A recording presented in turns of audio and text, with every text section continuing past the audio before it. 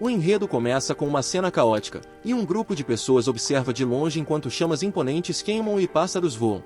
De uma colina alta, uma das pessoas percebe que eles estão chegando, e todos se preparam para o que está prestes a acontecer. As aves têm pernas como as dos patos, mas se assemelham a criaturas antigas de outra época.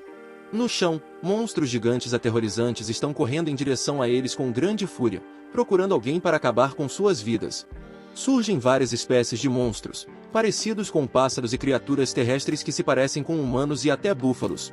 Mas o mais monstruoso de todos eles também está correndo com os outros. É o rei dos dragões, Gornhail.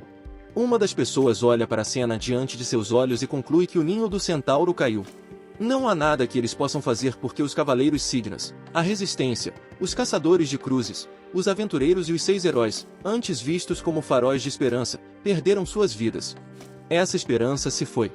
A mulher agora olha para seu companheiro, que também está observando toda a cena, e se lembra de que ele é o único que restou. Seu amigo Eupalme é o único aventureiro restante que pode lhe trazer esperança. Todas as pessoas estão reunidas naquele lugar. Alguém os chama para sair, pois já é hora. Eles ainda estão no topo da alta colina, mas antes que possam partir, o grande monstro os alcança. Eles soltam um rugido estrondoso em direção àquelas pessoas, que apenas observam e permanecem imóveis. Essa é a última aventura. A cena é de destruição total, e toda a bela paisagem se transformou em uma imagem aterrorizante de brasas ardentes. O protagonista lutou muito até agora e se vê ferido em meio a toda essa destruição. Ele olha ao redor e vê que muitas pessoas estão feridas, e a maioria delas já perdeu a vida. Mas o grande monstro continua vivo, mostrando que está cada vez mais furioso, com a intenção de destruir a todos. O protagonista olha para cima, ainda ferido, e se pergunta se esse será o seu fim. O monstro diante dele é apenas uma das cabeças do grande dragão, que foi cortada e jogada para longe, mas não foi suficiente para destruí-lo.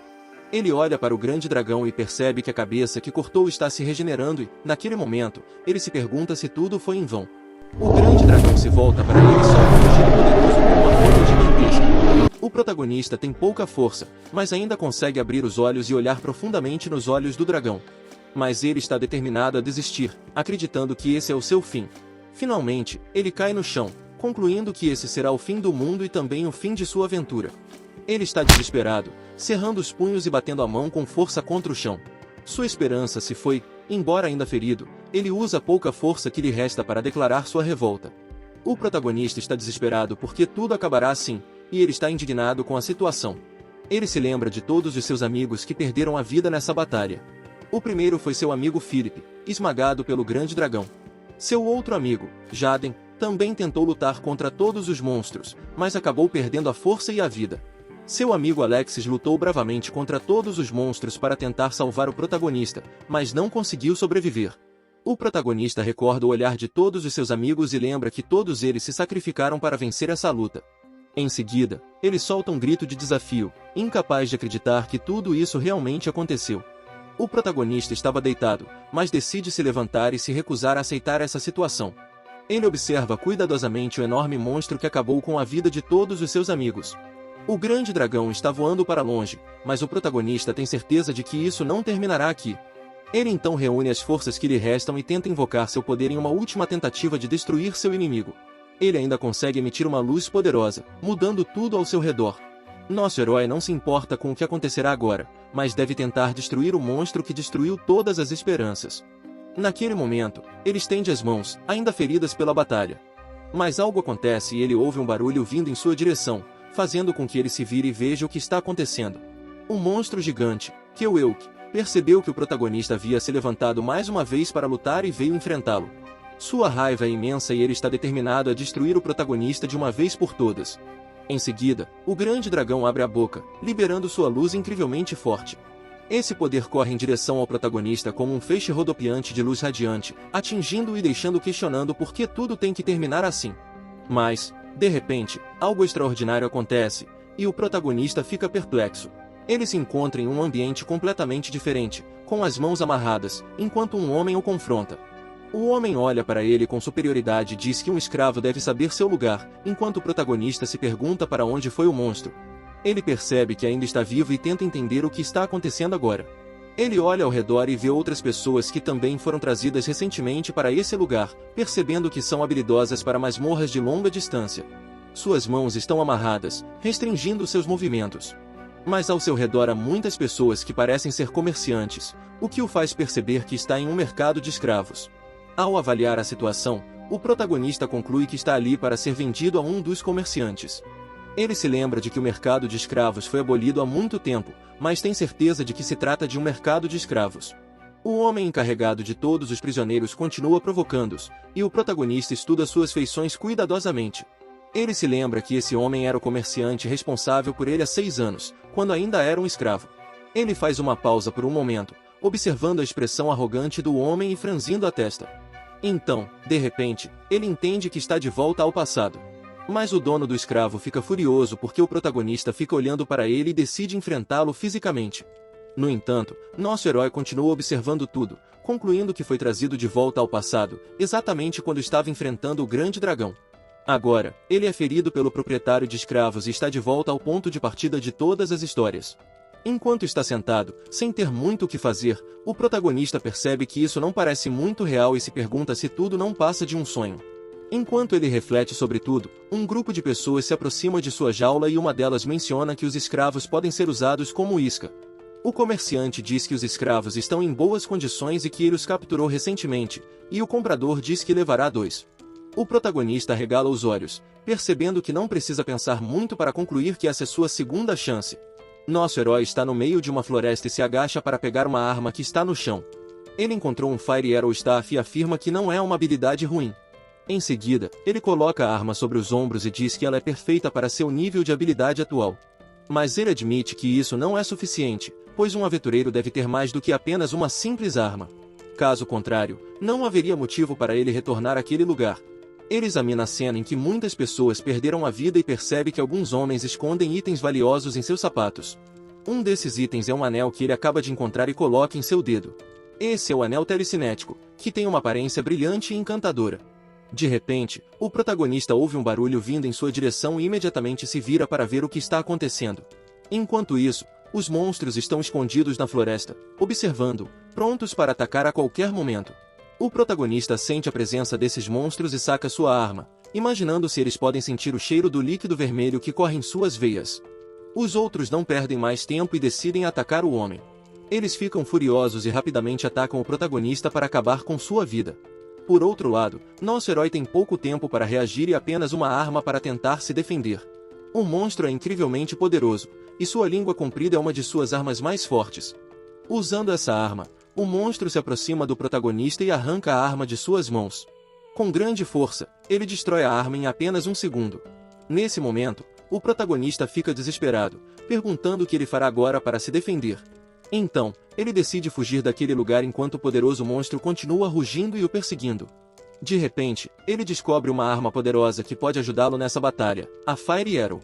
Enquanto ainda está tentando escapar, ele tenta usar essa arma ao mesmo tempo contra o dragão. Ele observa cuidadosamente o enorme monstro e decide também testar o poder do anel contra ele.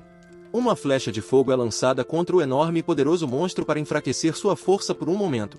Em seguida, o protagonista estende as mãos para usar o poder do anel, que ele obteve em meio às pessoas que perderam suas vidas. Ele está cercado por monstros e precisa criar uma estratégia eficaz para sair vitorioso desse lugar. A flecha de fogo é disparada e percorre o ambiente para destruir os monstros que o cercam. Os arredores já estão em um estado de destruição, e o protagonista observa tudo o que está acontecendo e percebe que não conseguirá se manter por muito tempo. Os monstros ainda estão vivos, observando atentamente o protagonista, tentando descobrir seu próximo passo. Mas ele está determinado e certo de que derrotará todos os monstros ao seu redor. De repente, ele se assusta porque percebe que algo está errado e que isso pode afetar sua luta. As flechas de fogo de sua arma não estão mais funcionando como antes. Ele olha para a arma que conseguiu pegar e percebe que ela não parece estar quebrada, perguntando-se se está no tempo de espera. Enquanto ele ainda está analisando sua arma, os monstros ao seu redor não desistem e continuam rugindo em sua direção. Projota não tem muito tempo para pensar e rapidamente usa seus pés para avançar.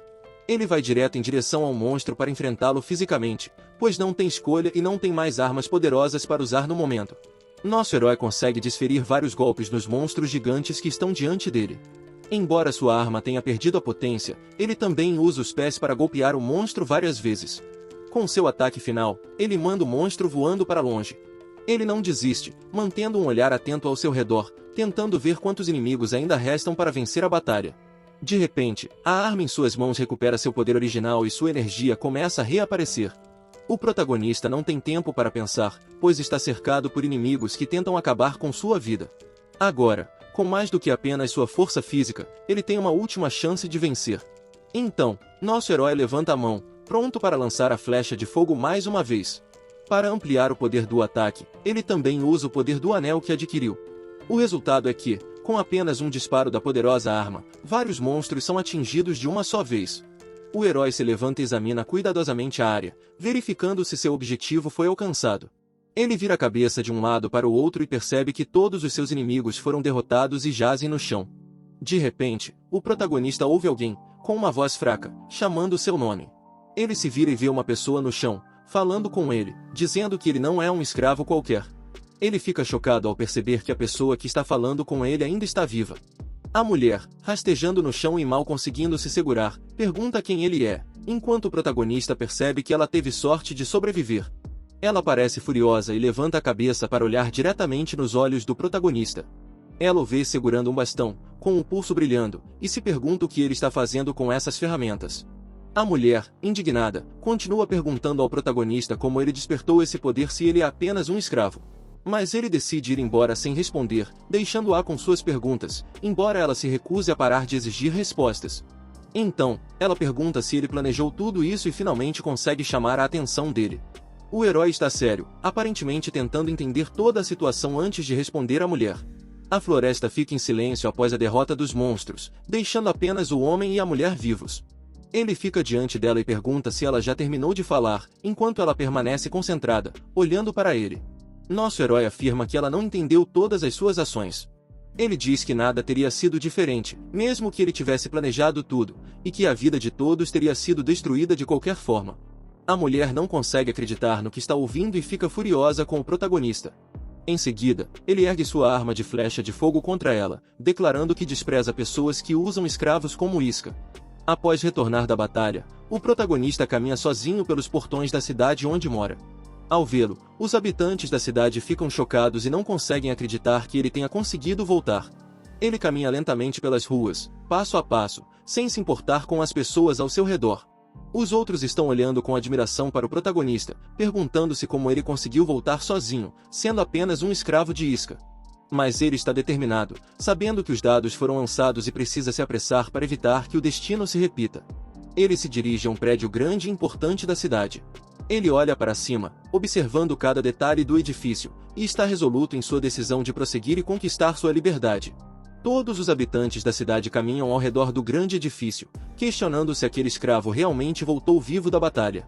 O Sr. Abibis, a autoridade dessa instituição, está sentado em sua mesa quando um de seus funcionários chega e explica o caso do escravo sobrevivente. O homem relata que, aparentemente, o escravo voltou sem um único arranhão, mas Abibis comenta que não é incomum um escravo de isca voltar ileso. No entanto, um membro da equipe explica que todos os aventureiros que estavam com ele perderam a vida dentro da masmorra, e Abibis pergunta se ele foi o único que conseguiu voltar vivo.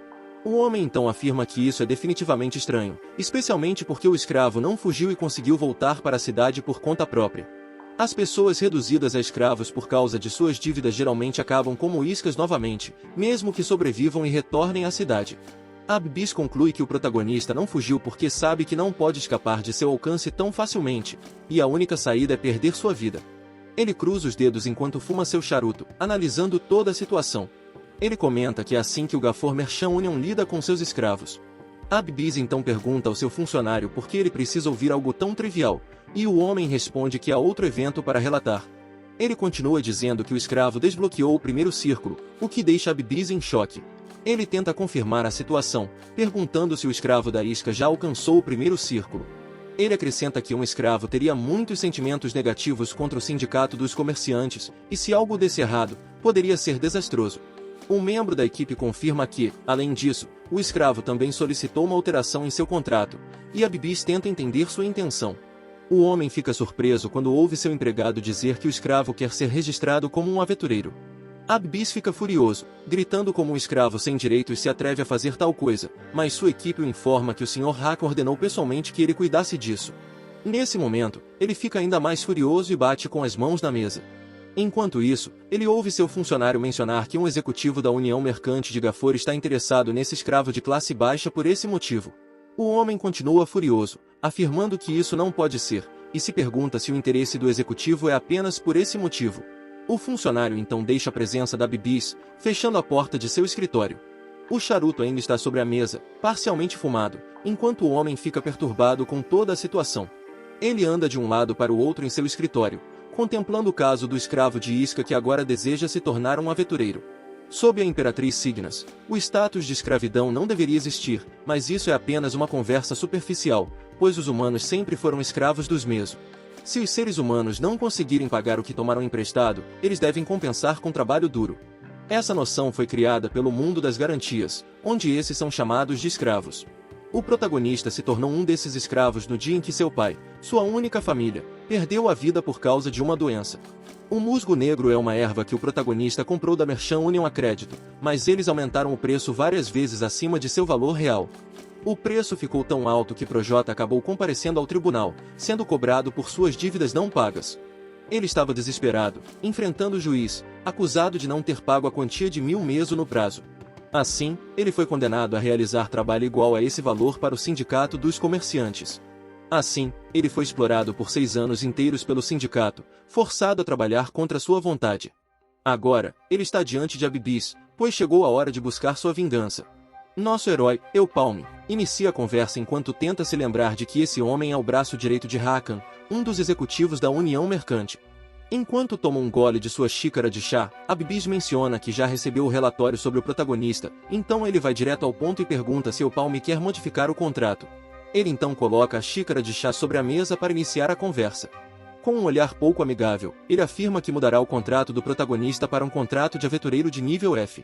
Eupalme fica surpreso com a facilidade com que seu pedido foi aceito e agradece, percebendo que o homem está sendo cauteloso. Ainda assim, Eupalme decide continuar discutindo, enquanto Abibis o observa com um olhar intimidador. Eupalme não tem a menor intenção de entrar no jogo do homem, por isso afirma que quer a classificação E. Mas Abibis resiste, afirmando que a Associação de Aventureiros ainda nem lhe deu uma classificação, e o protagonista continua insistindo. Abibis ressalta que, embora Eupalme tenha explorado quase 100 portais, isso só o torna experiente como isca, e nada mais. Mas o protagonista persiste, argumentando que a virtude de um aventureiro é voltar vivo e que as informações de um sobrevivente podem ser mais valiosas do que os feitos individuais. Abibis se inclina sobre sua mesa, admitindo que isso é verdade, e admite que sobreviver como isca por 3 anos não é uma façanha comum. No entanto, ele insiste que isso é tudo que Eupalme é, questionando se ele realmente acha que essa habilidade de sobrevivência funcionará em portais de alto nível. Enquanto acende outro charuto, ele afirma que eles não são tolos para aprovar um contrato tão arriscado para alguém que pode perder a vida sem sequer pagar o que deve. Ele continua a encarar o protagonista, afirmando que perderá a vida antes de dar 3 passos à frente. De repente, Eupalme sente uma onda de repulsa e se pergunta o que poderia ser. Nesse momento, ele fica surpreso quando Abibis menciona um portal no qual apenas 5 pessoas podem entrar e que contém 12 marcas. Abibis sorri, olhando para o protagonista, e continua explicando a história desse portal. Ele revela que os ossos dos últimos 12 grupos ainda estão enterrados lá. Ele então fica de pé, de frente para o nosso herói, e diz que esse Eupalme é tão valioso quanto afirma, ele deve provar isso. O protagonista concorda em fazer o que Abibis exige e pega o novo contrato para assinar. Algum tempo depois, Eupalme se dirige a uma floresta com árvores verdes exuberantes durante o dia.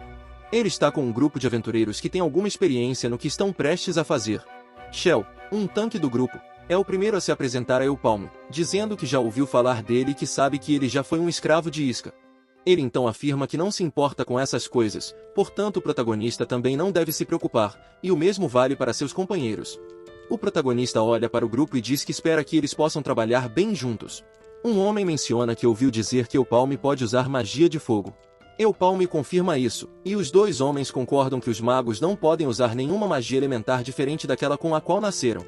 Shell explica que, aparentemente, qualquer item não relacionado a seus elementos é inútil para eles, o que torna as coisas bastante complicadas. Ele continua, dizendo que, para essa missão, o objetivo não é caçar monstros, mas retornar em segurança com os itens dos 12 grupos que foram exterminados antes deles. Dessa forma, eles só precisam trazer os itens de volta ao sindicato, e ele menciona com entusiasmo que estão oferecendo 3.000 meso por cada item. Outro membro do grupo reclama, dizendo que os itens de aventureiro do primeiro círculo valem 7.000 mês ou mais, e eles não estão oferecendo nem a metade disso. Eles começam a conversar casualmente, e um membro sugere que parem de conversar e se concentrem em sua missão de ganhar dinheiro. Eles seguem para a floresta, e a atmosfera fica mais escura. Shell dá as primeiras instruções, avisando que há uma grande chance de uma batalha prolongada na floresta densa, então ele decide que eles devem montar acampamento primeiro. Alguém avista uma árvore grande e sugere montar acampamento perto dela. Com todos os galhos, será mais fácil se esconder e se mover entre as árvores. Todos concordam e começam a reunir ferramentas para iniciar a construção do acampamento. Um dos membros diz a Palm que ele pode descansar, pois montar um acampamento é a especialidade dele e de seu colega. Depois de montar o acampamento, eles decidem se dividir em 2 grupos para explorar a área. Shell coloca Tom, Max e Roa em um grupo para ficarem juntos. O líder instrui um grupo a ir para o leste e o outro para o oeste. Se algo acontecer, eles devem enviar um sinal e correr de volta para a base. Shell então segue em uma direção com Palm, enquanto o outro grupo segue na direção oposta. Depois de uma longa caminhada, Shell fica desapontado por não ter encontrado nenhum monstro ou item e diz que eles precisarão ir mais longe no dia seguinte. Ele olha para Palm e pergunta como ele está se sentindo em relação à sua primeira missão como aventureiro explorador. Palm responde que está se sentindo nervoso, e Shell o tranquiliza dizendo que isso é muito normal. Ele diz que é um aventureiro há muito tempo, mas mesmo agora, toda vez que entra em um portal, ainda fica nervoso. Apesar disso, Shell incentiva Palm a ter coragem, pois ele tem boas pessoas ao seu lado. Pode parecer estranho, mas eles realmente são boas pessoas. Shell acrescenta que ficou muito triste quando ouviu a história de Palm e que só pode imaginar como deve ter sido difícil para ele.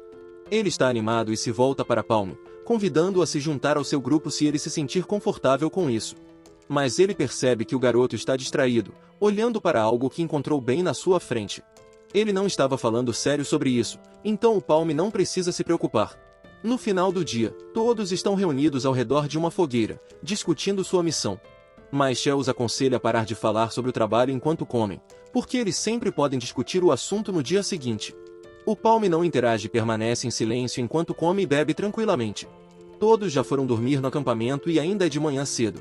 De repente, ouve-se o som de passos cuidadosos vindo em direção ao acampamento. Alguém está segurando uma tocha acesa e rapidamente chama por Palm, que ainda está dormindo. Shell e os outros membros do grupo estão diante de Palm, tentando acordá-lo para seguir em frente. Mas ele permanece imóvel e não responde a nenhum de seus chamados. Nesse momento, Tom bate no ombro de seu capitão e pergunta o que ele está fazendo. Ele diz que Palm está perdido em seus sonhos e então pergunta como ele poderia ter respondido aos chamados deles. Eles se afastam sorrindo, dizendo que misturaram algo na comida de Palm para fazê-lo dormir e presumem que seu cajado da flecha de fogo pode valer quase 10.000 meso. Em seguida, Tom levanta sua pequena espada, sorri e diz que agora eles começarão a trabalhar. Ele está determinado a acabar com a vida de Palm e usa sua arma para atacar o garoto que está dormindo. Mas, de repente, ele percebe algo estranho, e seus companheiros lhe perguntam o que aconteceu. Quando ele tira o cobertor, descobre que Palm usou galhos e almofadas para fingir que estava dormindo e já foi embora. Todos ficam chocados com o que vem diante de seus olhos e se perguntam como isso pode ter acontecido. Shell fica furioso e grita para que todos comecem a procurar o garoto, dizendo que ele não pode ter ido longe. Antes que ele possa terminar de falar, ocorre uma explosão na área. Palm está observando de longe e vê que todo o acampamento está pegando fogo. Seus amigos guerreiros estão confusos, e o líder diz a todos para pegarem os alimentos e itens rapidamente antes que sejam destruídos. Mas Roa se assusta com algo e rapidamente chama seu chefe para verificar o que acabou de encontrar. Quando o chefe se vira, ele percebe que um monstro imensamente gigante está olhando para eles. Ele fica desesperado e se pergunta se a Palm armou toda essa situação. Mas não há muito tempo para pensar, e todos se perguntam se Palm os usou como isca para o monstro gigante. O monstro gigante começa a atacá-los, e eles são jogados para longe do acampamento. Palm simplesmente observa de longe enquanto o monstro continua seu ataque, destruindo tudo que eles construíram em apenas alguns segundos. Ele continua observando a cena e a acha ridícula, dizendo que o grupo não deveria ter sido tão gentil com ele se realmente quisesse enganá-lo. Ao vê-los correr, Palm deduz que eles nunca aceitariam uma isca como ele em um portal onde 12 grupos de aventureiros veteranos falharam. Agora, ele analisa o monstro e diz que esperava que ele fosse desse tamanho com base nas evidências de corrosão que encontrou anteriormente. No acampamento, o monstro continua sua fúria para destruir tudo. Shell está desanimado com a situação e, enquanto corre, diz que esse tipo de monstro os coloca em desvantagem. Então Roa pergunta se ele sabe o que é aquela coisa, e Shell responde que, se seu palpite estiver correto, é uma gosma dourada. Ele explica que isso não é algo que você costuma ver no Maple World e que é um chefe raro que só emerge de portais vermelhos. Ele diz que o corpo dessa criatura é ácido, o que a torna o pior inimigo possível para aventureiros corpo a corpo como eles. Enquanto ainda está explicando sobre o monstro, ele percebe algo vindo na direção deles. O monstro consegue atacá-los e direciona seu poder para eles, e Shell grita para que todos se esquivem. Roa fica desesperado e pergunta o que era aquela coisa que veio até eles. Ele se pergunta se o monstro também tem ataques de longo alcance, e Shell diz que essa é a flecha ácida, uma habilidade que permite que ele dispare ácido de seu corpo. Roa continua desesperada com a situação e pergunta se isso não seria uma trapaça. Mas eles não têm tempo para pensar muito e precisam correr para evitar serem atingidos pelo lodo dourado. Shell diz que, antes de criar uma estratégia para atacar o monstro, eles devem se recuperar e encontrar uma oportunidade de mirar no núcleo localizado na cabeça da criatura. Nesse momento, Mac se anima e pergunta se a habilidade dele está em tempo de espera. Então, ele decide atacar o monstro, enquanto todos os outros colegas pedem para ele não ir. Mas o homem está determinado a derrotar o monstro por conta própria. Shell grita para ele esperar, insistindo que todos devem atacar juntos para derrotar o monstro. Mas o que era esperado acontece, e o monstro consegue atacar Max, fazendo-o em pedaços. Shell está incrédulo com a situação e olha para o monstro enquanto permanece em choque com tudo que viu. Ele diz que algo está errado, pois ainda deveriam restar 10 segundos para o tempo de espera. Mas o monstro gigante não desiste e continua a confrontar os outros membros do grupo depois de destruir o primeiro. Ele libera suas chamas em todas as direções, engolfando todo o ambiente, não deixando ninguém capaz de resistir a ele. Ele enfrenta todos eles enquanto Palme apenas observa escondido, deduzindo que a batalha entre eles terminou com o monstro como vencedor. Ele está falando sério e reflete que as palavras de Shell não estavam totalmente erradas. Mas um lodo dourado fica mais forte de acordo com os itens que consome, e o tempo de recarga de sua habilidade diminuiu à medida que ele ganhou força. Ele explica que o tamanho anormal e o tempo de recarga quase inexistente da flecha ácida são o motivo do fracasso dos grupos que vieram antes. Ele observa que o monstro cresceu tanto que está no nível de um portal amarelo, que está 2 níveis acima de um portal vermelho. Ele tem certeza de que não há mais itens nessa masmorra, e parece que a missão falhou. Ele se lembra das palavras do homem que renovou seu novo contrato, dizendo-lhe para provar o valor de seu guerreiro. Portanto, ele está determinado e decidido a fazer o que for necessário para provar que estava certo. O monstro para por um momento e examina todo o ambiente ao seu redor. De repente, ele ouve um movimento estranho e percebe que não está sozinho naquele lugar. Imediatamente, ele libera sua explosão de energia para atacar qualquer coisa que possa representar uma ameaça para ele. Mas algo acontece que o impede de avançar, e ele acaba perdendo completamente sua força. Palme o atacou e diz que tem certeza de que mirou diretamente em seu núcleo para derrotá-lo definitivamente, sentindo-se orgulhoso disso. Mas o monstro ainda não foi derrotado, e ele conclui que precisa atirar pelo menos mais 4 ou 5 vezes para finalmente acabar com sua vida. Mas ele pega suas armas e diz que o número de tiros que ainda precisa acertar não é tão importante. Porque o que realmente importa é que ele provará que pode enfrentar todos os monstros. Nesse momento, a gosma dourada continua seus ataques e lança uma chama contra Palme. Mas ele rapidamente consegue se esquivar e salvar sua vida do ataque. O poder do monstro é de fato muito forte, destruindo tudo em seu caminho. De repente, Palme cai do galho da árvore em que estava pendurado depois que o lodo dourado o atingiu. Ele fica furioso e decide que usará toda a sua força para acabar com isso de uma vez por todas. Em seguida, ele agarra uma corda conectada a uma de suas armas e decide que enfrentará o lodo dourado mais uma vez. Ele pretende mirar exatamente no mesmo ponto, sem margem para erros, afirmando que um mago comum nem pensaria em fazer tal coisa. Mas ele não é um mago comum, pois entre os títulos que possuía em sua vida passada, ele era o melhor telecinético. Agora, Palme decide usar sua flecha de fogo para atacar o inimigo com precisão. Sua ferramenta é muito poderosa e consegue atingir o oponente com eficácia. Com esse golpe, o monstro cai no chão, mas não desiste da luta e se levanta novamente para atacar o homem. Mais uma vez, o Palme consegue se esquivar de seu incrível poder e evita ser atingido. Ele sobe rapidamente na árvore em que está para alcançar uma altura ainda maior e enfrentar o lodo dourado de frente. A cada golpe que o monstro dá, ele se esquiva com sucesso e salva sua vida. Nosso herói agarra a corda para se equilibrar e lança a flecha de fogo em seu inimigo. Ele é atingido pelo grande poder de sua arma, e agora são necessários apenas mais 3 golpes para derrotá-lo. O monstro fica cada vez mais furioso e ataca o protagonista para derrotá-lo de vez, mas ele consegue se esquivar usando sua corda. Mais uma vez, ele lança sua pequena espada para atingir o núcleo do monstro e o atinge com sucesso. O lodo dourado mostra toda a sua fúria por meio de seu poder, mas Palme o atinge mais uma vez. Nosso herói agora lança sua flecha de fogo, mas o monstro se esquiva rapidamente para não ser atingido. Palme observa como o monstro se move e conclui que ele é bastante rápido, considerando seu tamanho. Ele então decide usar o poder de seu anel contra seu inimigo monstruoso. Enquanto isso, a flecha de fogo é lançada novamente, dessa vez, o monstro não consegue evitá-la. A energia o atinge fortemente, causando uma enorme explosão. Ao ser atingido pela flecha de fogo, o núcleo do monstro fica exposto, tornando-o ainda mais vulnerável. Assim, o protagonista tira proveito dessa situação e ataca o monstro para dar o golpe final. Ele está determinado, com os olhos fixos em seu oponente, declarando que esse será o último golpe para sua vitória. E quando ele voa em direção ao núcleo, o lodo dourado levanta suas mãos monstruosas para pegá-lo. Por um momento, o protagonista percebe o que está acontecendo e como seu inimigo planeja surpreendê-lo. Ele olha para trás e vê o contra-ataque, mas já tem um plano para não ser derrotado agora. O protagonista se volta para o monstro e usa seu anel para evitar ser destruído e perder a vida. No entanto, com isso, ele não consegue atingir seu núcleo com um golpe final magistral. Assim, o lodo dourado se aproveita da situação para mostrar todo o seu poder, mas o protagonista consegue se esquivar do ataque. Ele fica de pé e tenta se recuperar do que acabou de acontecer.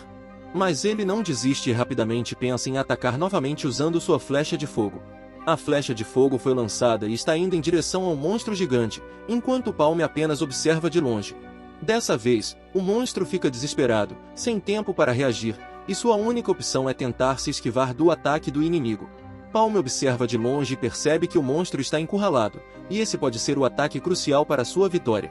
Mais uma vez, ele lança a flecha de fogo, sem dar chance para um contra-ataque. De repente, o monstro é atingido e ocorre uma enorme explosão. Nesse momento, o poder liberado cria uma reação incrível com o corpo do lodo dourado gigante. Ele começa a ferver imediatamente, e seu corpo entra em colapso no final. A gosma dourada não consegue acreditar no que acabou de acontecer e fica desesperada ao perceber que perdeu a batalha. De repente, ocorre uma explosão gigantesca, jogando Palme para longe devido ao seu imenso poder.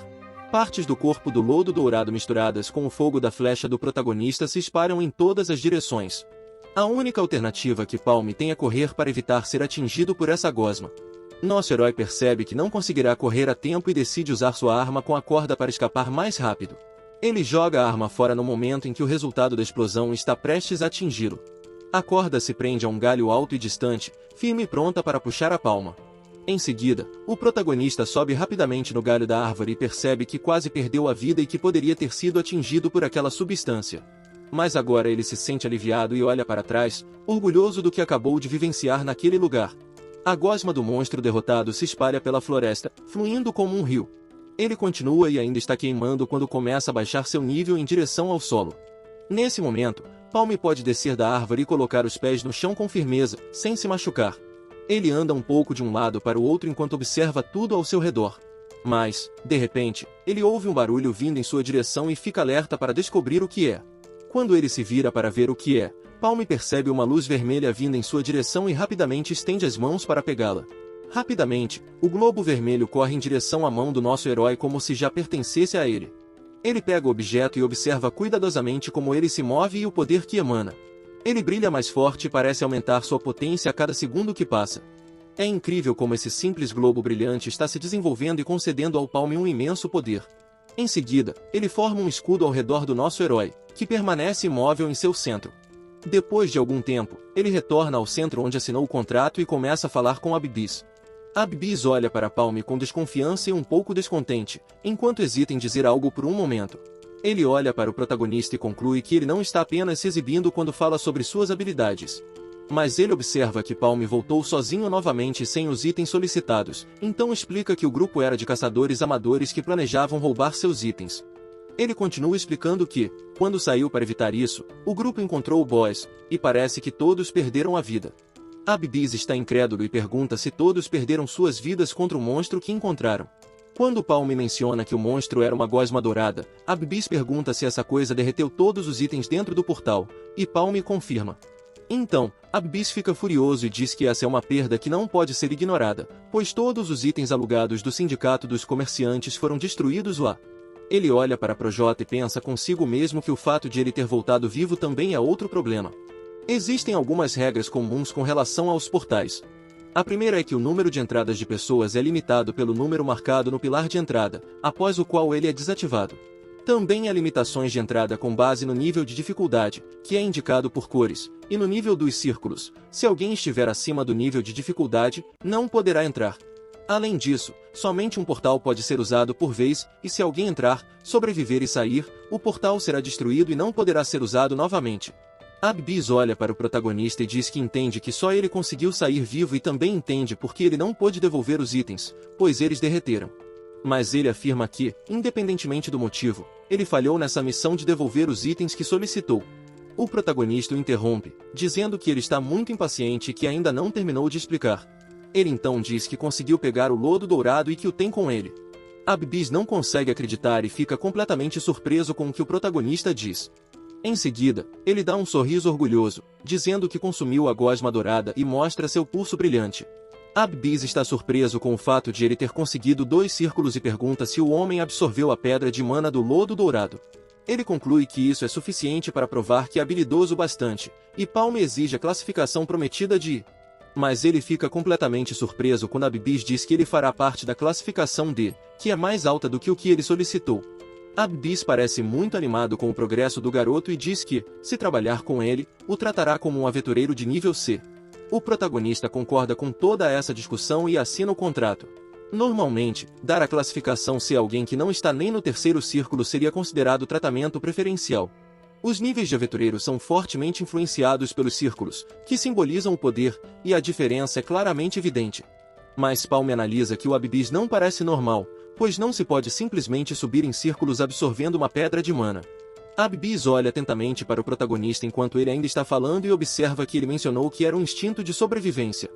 Ele observa que de fato possui isso, mas nunca viu uma velocidade de evolução tão rápida. Agora, ele sorri calorosamente para o protagonista enquanto afirma para si mesmo que realmente precisa daquele garoto. Ao assinar o contrato, o protagonista observa que seu tratamento melhorou mais rápido do que ele imaginava e conclui que Abbiss é bastante impaciente.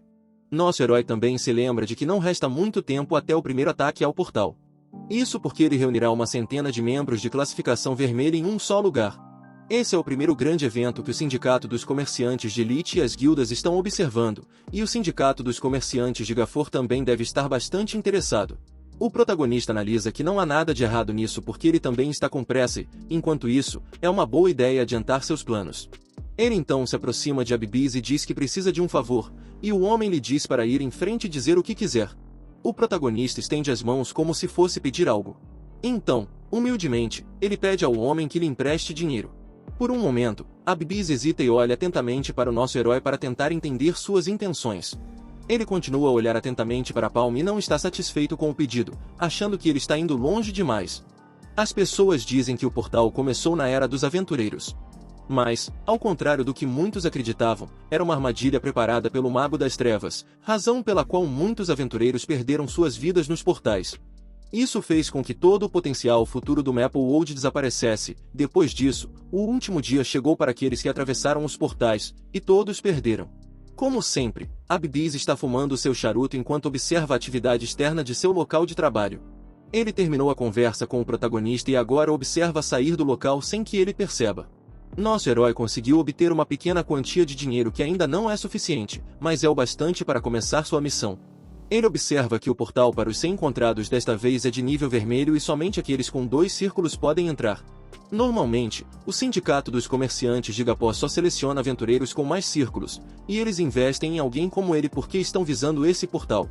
O protagonista obteve algum dinheiro, mas gastá-lo todo em itens seria uma tolice, pois os itens adequados ao seu nível são muito caros. Assim, ele começa a pensar em algo útil para gastar seu dinheiro com sabedoria.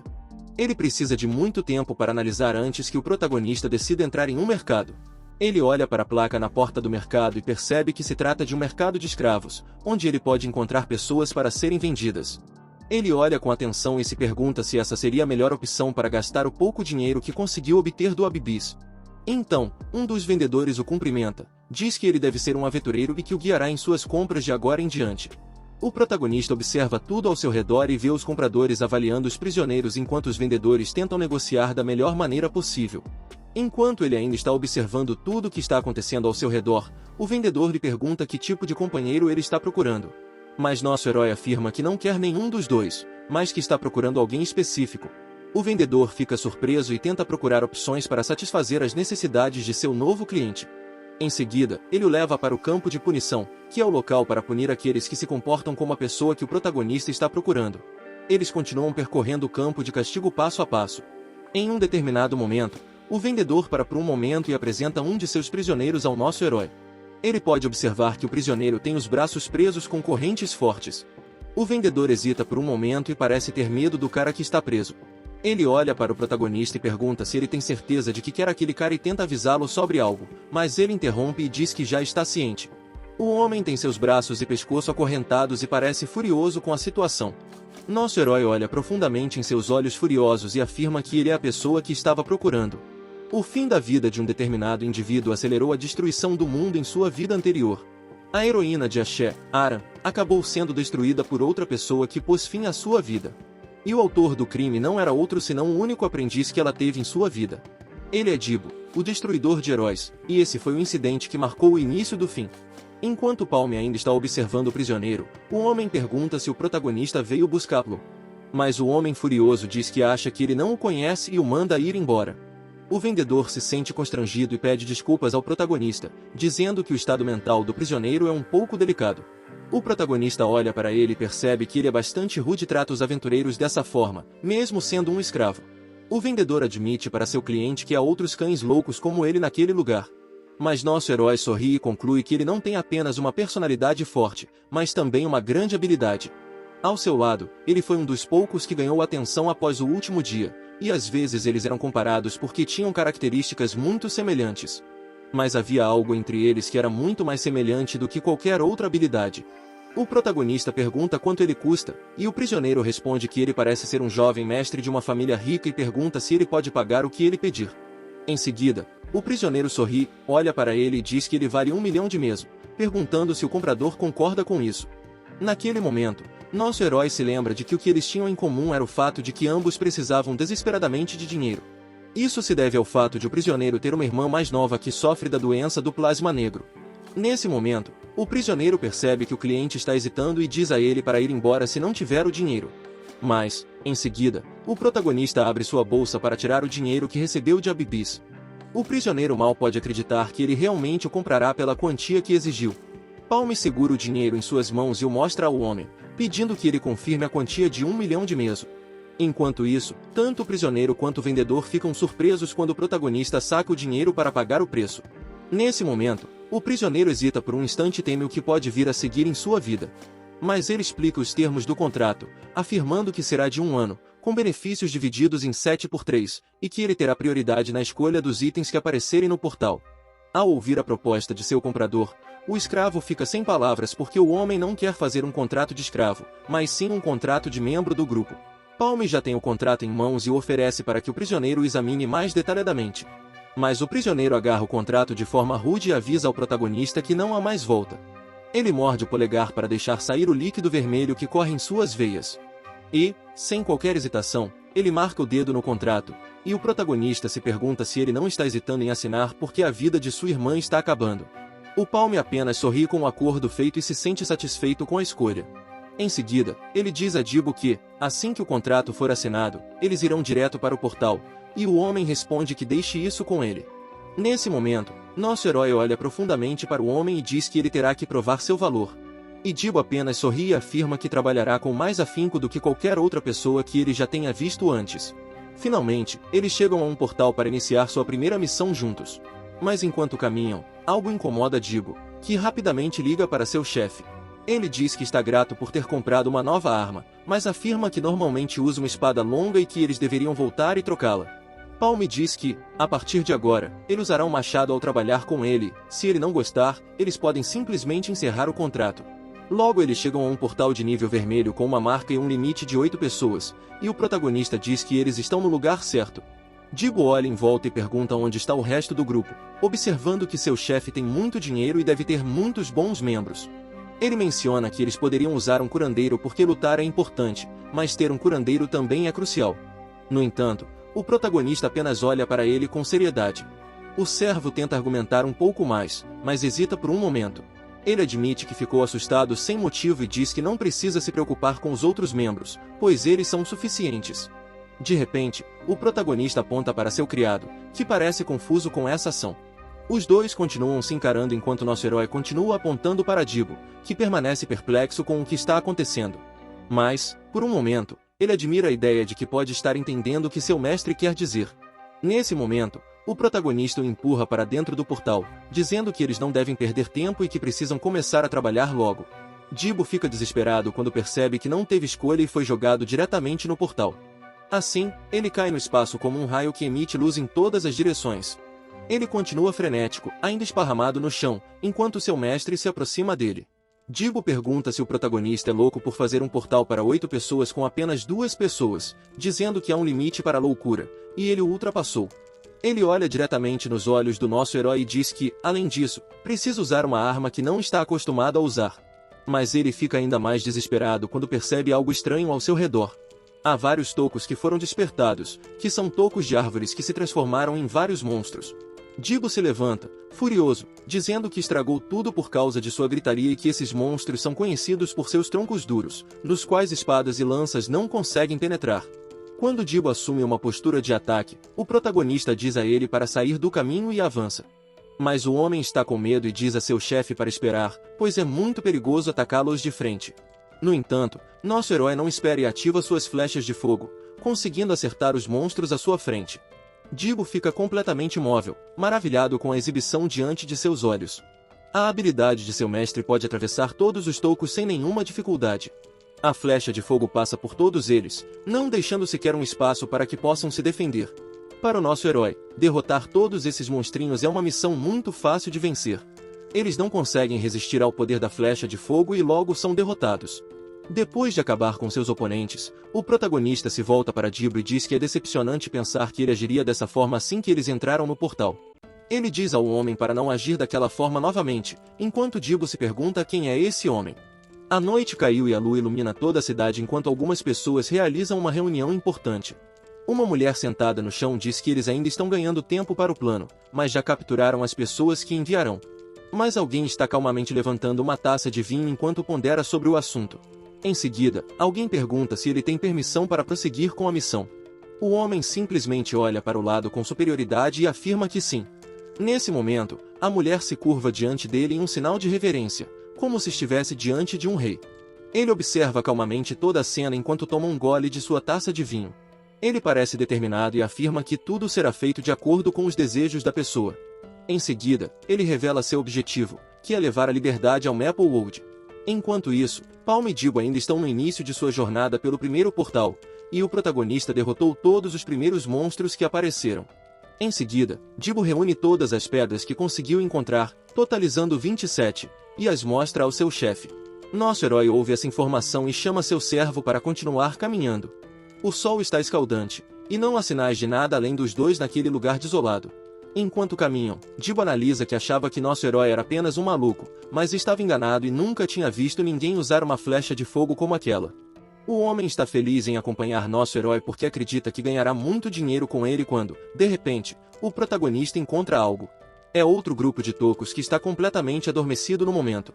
Eles estão escondidos atrás de uma árvore, e Dibo consegue contar cerca de 8 ou 9 deles, e o protagonista diz que esse é um número perfeito. Ao ouvir essa afirmação, o servo fica assustado, sem entender por que esse seria um número perfeito. Em seguida, ele olha para si mesmo, tentando encontrar uma resposta para o que acabou de dizer.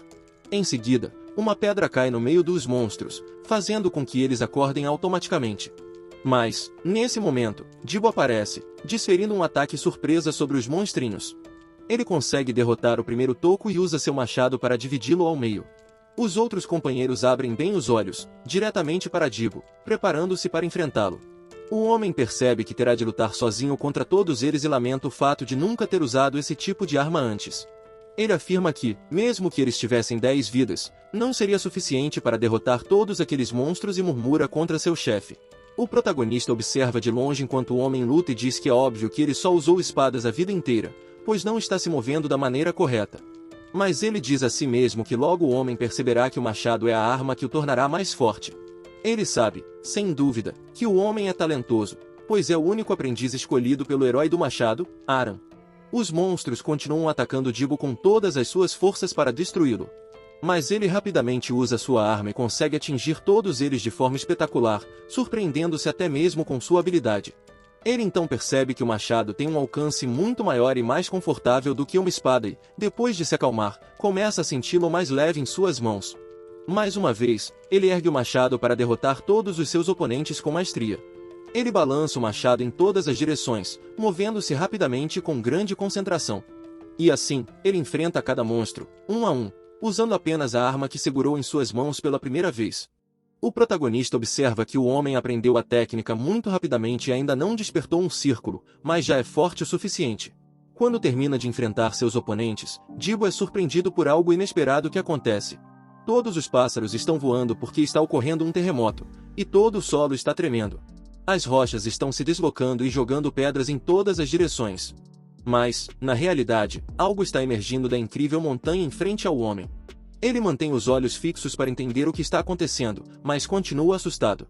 Mas ele é jogado de lado por aquele monstro gigante que está aparecendo. Jibo não se agacha para se equilibrar e recuperar suas forças e olha para cima, perguntando-se o que é aquilo. Ele é um monstro incrivelmente grande e forte, e Jibo se pergunta se ele é um robusto. Naquele momento, o monstro ataca o homem rapidamente, mas ele não é atingido e consegue salvar sua vida. Isso aconteceu porque Palm entrou na batalha para ajudá-lo a escapar do monstro e o agarrou para jogá-lo para o lado. O protagonista observa atentamente o gigante que apareceu e afirma que seu tamanho não tem nada a ver com sua ameaça. Ele então decide atirar uma flecha de fogo, afirmando que o tamanho do monstro apenas facilita o acerto do alvo. Jibo está animado com a luta e acredita que a magia pode funcionar muito bem nessa situação. Mas a flecha de fogo que nosso herói disparou contra o monstro gigante não funcionou porque ele bloqueou o ataque. O protagonista analisa que a reação do monstro é mais rápida do que o esperado, então ele decide elaborar uma nova estratégia. Ele ativa a telecinesia e tenta atacar novamente o oponente gigante à sua frente. Ele envia chamas em direção ao monstro gigante, combinando-as com o último poder que o protagonista invocou, sabendo que só precisa de um tiro para vencer. Mais uma vez, seu oponente consegue bloquear esse ataque e continua sem ser atingido. Nosso herói fica desesperado, sem saber o que fazer, pois percebe que o monstro também bloqueou esse ataque. A magia aplicada contra o monstro também não funciona, e Jibo pergunta por que o protagonista ainda está de pé e diz para ele correr para escapar. O protagonista analisa que não é que os ataques não funcionem, pois o monstro não teria se dado ao trabalho de bloqueá-los se eles fossem ineficazes. Então ele percebe que são os galhos grandes que o monstro possui. Em meio a essa situação, os dois homens continuam correndo para salvar suas vidas. Eles olham para cima e veem como o monstro é grandioso, e seus longos galhos os protegem. Jibo solta um grito desesperado, perguntando-se se suas vidas terminarão assim, mesmo sem ter iniciado a missão adequadamente. Nesse momento, o protagonista usa a magia de seu anel para lutar contra seu inimigo. E, pela primeira vez, eles conseguem desferir um golpe preciso e eficaz. O monstro está ficando cada vez mais furioso, e o protagonista invoca magia sobre uma grande rocha na qual eles estão encostados. Em seguida, ele os transporta para um local um pouco mais distante, impedindo com sucesso que o monstro gigante esmague os homens. Enquanto tenta se recuperar, Jibo diz a Palm que sua vida terminaria ali e o agradece por tê-lo salvo. Mas ainda há tocos na frente deles, e o protagonista diz a Jibo para cuidar deles, pois ele lidará com o gigante que os está enfrentando. Jibo nem sequer tem tempo de pensar nas instruções, mas o protagonista já avançou em direção ao seu oponente, deixando-se perguntando por que seu chefe é tão rápido. O protagonista é determinado e parece saber exatamente o que precisa fazer para vencer essa batalha. Em seguida, ele dispara a flecha de fogo sem pensar muito em como ela atingirá o oponente. Mas Jibo reflete e conclui que esse monstro não é algo que eles possam derrotar sem um plano e que precisam fugir. Jibo está observando de longe e afirma que sua conclusão está correta, pois o protagonista ainda não conseguiu acertar nenhum golpe. Mas, nesse momento, o monstro deixa de responder ao perceber algo vindo de uma direção diferente. Nosso herói chega bem perto dela e consegue disparar uma flecha de fogo por baixo, atingindo-a rapidamente. Jibo observa de longe, incapaz de acreditar que seu chefe conseguiu acertar o monstro gigante. Palm é determinado e sabe que vencerá essa batalha, independentemente da força de seu oponente. Ele lança a flecha de fogo mais uma vez, mas percebe que os galhos estão se movendo muito mais rápido do que ele esperava. Como resultado, ele não pode usar a telecinesia e atacar ao mesmo tempo. Mas como ele está no segundo círculo, pode lançar magia 2 vezes seguidas. E é isso que ele faz, lança duas flechas de fogo, uma após a outra, para amplificar seu ataque. Jibo está lutando contra os monstros menores, mas continua observando enquanto seu mestre luta incrivelmente. Palm escondeu uma flecha de fogo atrás da primeira e, por mais rápido que o monstro seja, ele nunca conseguirá bloquear dois ataques consecutivos. Jibo observa como o robusto é indefeso contra esses ataques e como seu mestre é realmente incrível, como um verdadeiro monstro. Mas, enquanto observa seu mestre, Jibo percebe que algo deu errado e se lamenta. Os monstros menores passaram por ele e estão indo em direção a Palm, já chegando bem perto dele. Eram tantos que Jibo não os viu passar diretamente, então começou a gritar para que o protagonista olhasse para trás.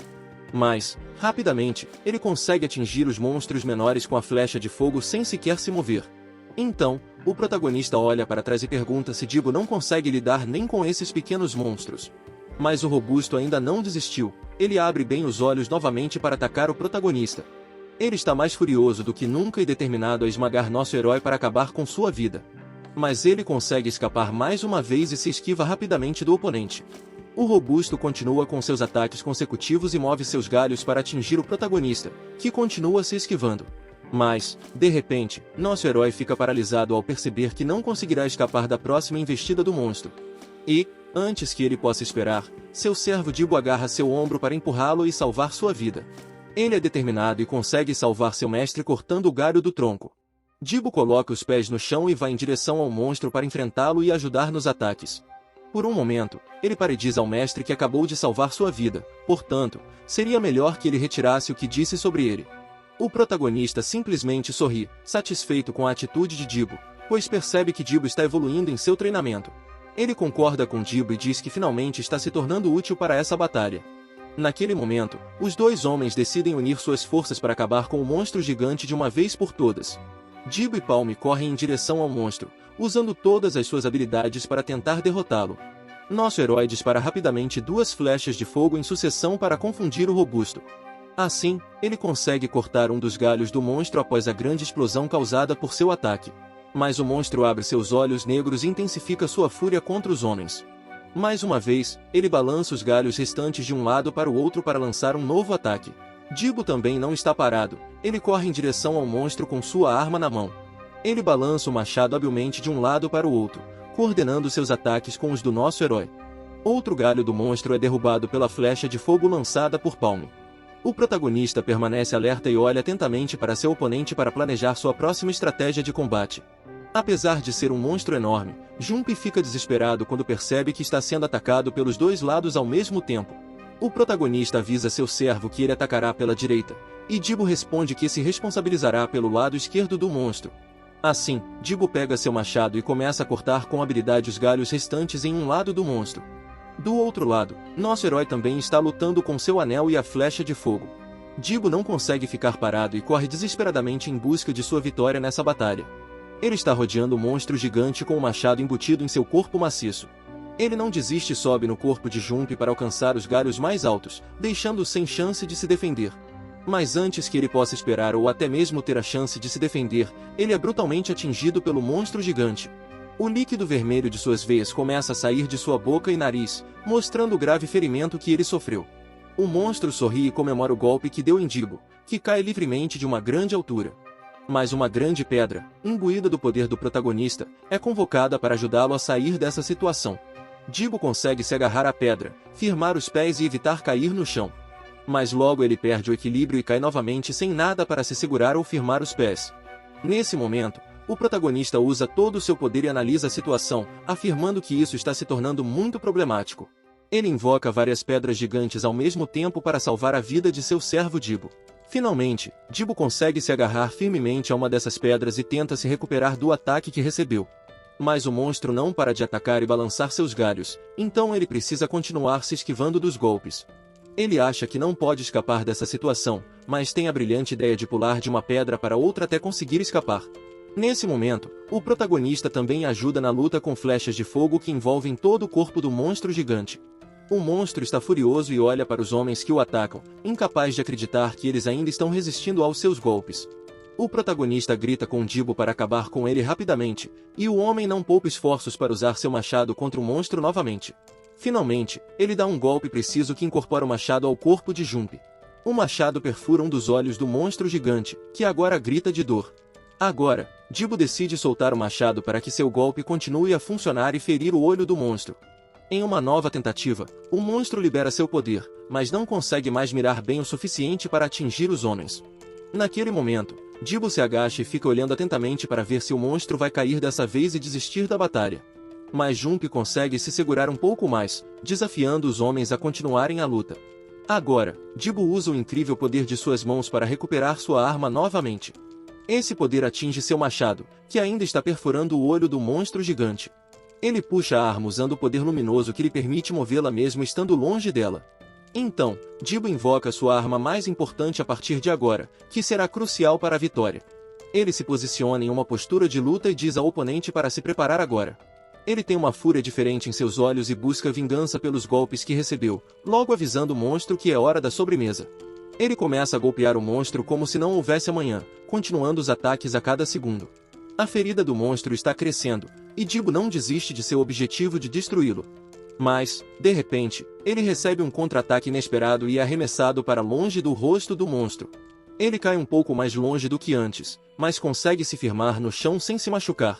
Nesse momento, o gigante solta um rugido assustador, e Jibo se pergunta qual será sua próxima ação. Mas ele começa a sentir alegria quando vê uma demonstração espetacular de ataques vindos de seu chefe. Uma luz superpoderosa entra em espiral diretamente na garganta do oponente gigante.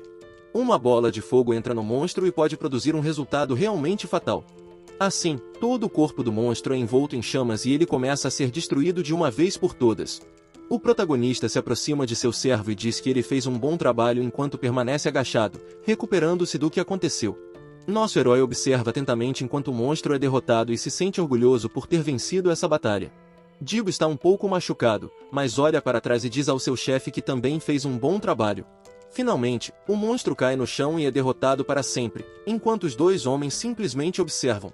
A noite caiu na cidade, que está calma e suas ruas estão livres de movimento, mas uma pequena casa ainda tem sua luz acesa. Uma jovem está em sua mesa e diz que deve comer e ir para a cama porque está ficando tarde. Ela junta as mãos e faz uma oração, agradecendo pela refeição. De repente, ela ouve um barulho e, quando se vira, percebe que alguém está batendo à sua porta. Então, ela vai até a saída de sua casa, pergunta quem é e abre a porta. Mas a garota fica espantada e assustada quando vê quem veio visitá-la. É seu irmão Jibo, que acaba de voltar da batalha que travou com seu chefe, Palmen. Quando ele fala com ela e anuncia que está de volta, todo o seu corpo começa a tremer.